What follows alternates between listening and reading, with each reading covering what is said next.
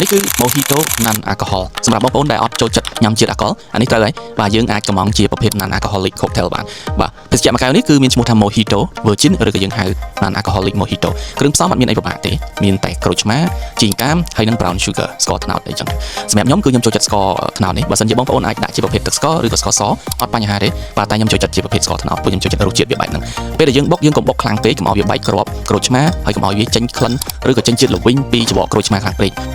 គឺវាធ្វើឲ្យរសជាតិរបស់យើងវាល្វីងអញ្ចឹងបងប្អូនអាចបុកថ្នមៗបានឲ្យវាចេញជាតិជូរបន្តិចទៅគឺបាន